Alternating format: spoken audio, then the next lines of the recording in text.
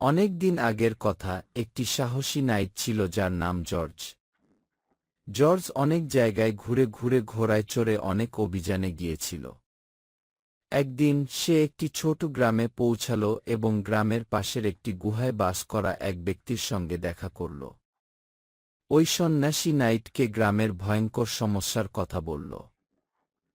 একটি ভয়ানক ড্রাগন লেকে এসে বাস করেছিল এবং প্রতিদিন গ্রামটিতে হামলা করত। গ্রামের মানুষ জানত না কি করতে হবে। প্রথমে তারা ড্রাগনকে তাদের সব খাবার দিল, কিন্তু ড্রাগন খাবার নিয়েও গ্রামে হামলা চালিয়ে যেতে থাকল। এরপর তারা তাদের সব গবাদি পশু ড্রাগনকে দিল। ড্রাগন সব পশু নিয়ে গেল, কিন্তু হামলা বন্ধ করল না। এরপর তারা ড্রাগনকে তাদের সমস্ত সোনা ও রত্ন দিল।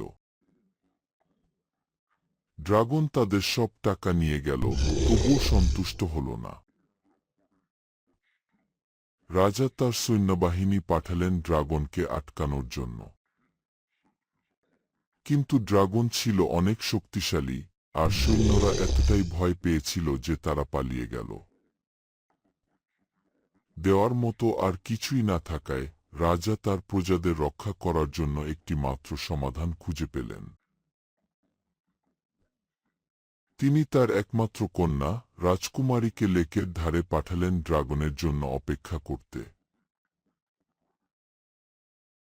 জর্জ যখন এ কথা শুনল, তখন সে যত দ্রুত সম্ভব লেকের দিকে রওনা হল।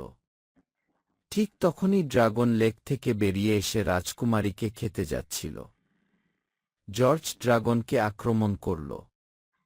সে খুব সাহসিকতার সঙ্গে লড়াই করল, লড়াইয়ে জয়লাভ করল এবং ড্রাগনকে মেরে ফেলল।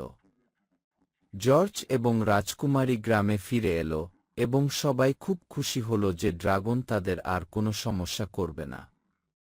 আজও জর্জের সাহসিকতার এই গল্প মনে রাখা হয় এবং অনেক দেশের পৃষ্ঠপোষক সাধু হিসেবে জর্জের নাম স্মরণ করা হয়।